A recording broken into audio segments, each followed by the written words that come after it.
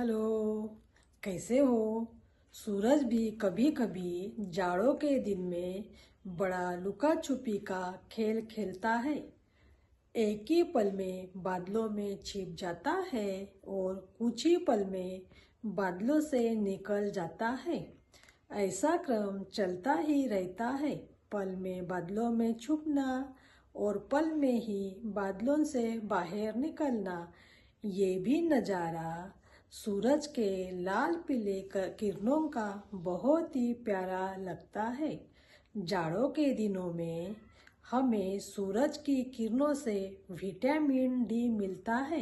हमारी हड्डियाँ मजबूत होती है। जिन्हें विटामिन डी की कमतरता होती है, उन्होंने आधा घंटे या कम से कम 20-25 मिनट भी सूरज की किरणें में बैठे या सुबह की धूप लेने के लिए बैठे तो काफ़ी फायदेमंद हो सकता है हमें विटामिन डी मिलने के लिए। अगर हमें घर के अंदर ही पेपर पढ़ते हैं तो जाड़े के दिनों में घर के अंदर पेपर पढ़ने के बजाय अगर हमारे घर के सामने सुबह की धूप आती होगी या सूरज की किरणें आते होंगे तो वहाँ बैठकर भी हम चाय पी सकते हैं और पेपर भी पढ़ सकते हैं और चाय पीते पीते या पेपर पढ़ते पढ़ते भी प्राकृतिक विटामिन डी का लाभ उठा सकते हैं। सुबह की धूप हमारे शरीर के लिए बहुत ही फायदेमंद होती है और सुबह की धूप से हमारे शरीर को काफ़ी बेनिफिट्स मिलते हैं।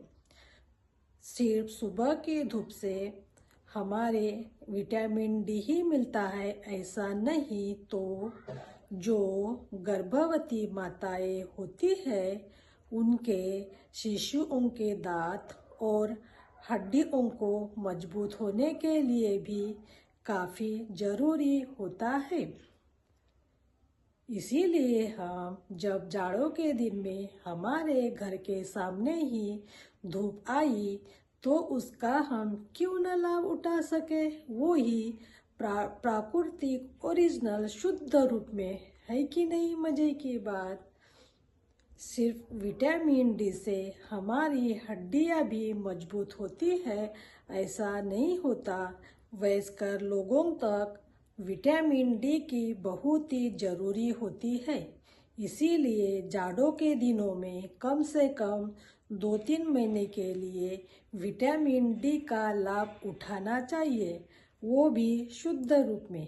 पहले या अभी भी जो दाइयाँ होती है वो छोटे बच्चों को तेल लगा के उनकी मालिश होने के बाद उन्हें विटामिन डी मिलने के लिए सुबह की धूप में आधा या पौन घंटा रखते हैं। ज़्यादा भी धूप किसी किसी को हानिकारक होती है या किसी को धूप की एलर्जी भी होती है। कई देश ऐसे हैं कई दिनों तक वहाँ पर धूप ही नहीं निकलती, इसलिए कई सारे देशों के लोग यहाँ पर धूप लेने के लिए अपने फैमिली के साथ अपने परिवार के साथ आते हैं और धूप का मज़ा लेते हैं। अगर हम कहीं घूमने गए तो कई सारे फॉरेनर अपने छोटे छोटे बच्चों के साथ बीच का आनंद उठाते हैं और काफ़ी घंटों तक बीच में धूप लेने के लिए बैठते हैं। हम वहाँ से जल्दी निकल जाते हैं लेकिन वो लोग वहीं पर धूप का आनंद लेते हैं और वहाँ पर बैठे दिखाई देते हैं। जब हमें सुबह सुबह प्राकृतिक रूप से विटामिन डी मिल रहा है तो हम क्यों ना धूप में बैठे। वही शुद्ध रूप में हमें प्राकृतिक विटामिन डी मिलता है तो कई सारे लोग या कई सारे देशों के लोग खास धूप लेने के लिए यहाँ आते हैं और धूप लेते हैं ताकि उन्हें विटामिन डी काफ़ी मात्रा में मिल सके, इसीलिए वो धूप का काफ़ी फायदा उठाते हैं। सुबह की सूरज की किरणें से हमारे शरीर के लिए काफ़ी सारे बेनिफिट्स है। हड्डियाँ मजबूत होने में भी मदद होती है। जो छोटे छोटे बच्चे होते हैं उन्हें तेल लगा के दाई माँ आधा एक घंटे के लिए धूप में रखते हैं ताकि बच्चों को सुबह की धूप मिल सके और उन्हें काफ़ी मात्रा में विटामिन बी मिल सके, ताकि आगे जाके उन्हें हड्डियों का कुछ प्रॉब्लम ना आ जाए। जब भी सूरज बादलों में छुपता है और पल में ही बाहर दिखता है, बादलों से बाहर निकलता है, तो उनकी लाल पीली किरणें भी बहुत अच्छी लगती है और ये नज़ारा भी देखने में काफ़ी सुंदर दिखता है।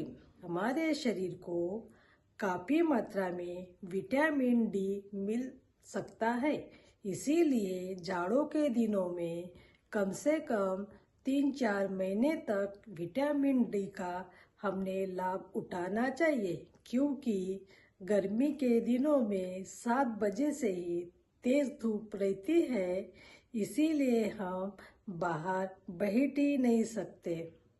इसीलिए जाड़ों के दिनों में ही हमने विटामिन का लाभ उठाना चाहिए और सुबह की धूप लेनी चाहिए, ताकि हमारे शरीर को ज़्यादा से ज़्यादा मात्रा में शुद्ध रूप में विटामिन डी मिल सके और हमें आगे जाके हमारे हड्डियों का प्रॉब्लम ना क्रिएट हो सके। धन्यवाद।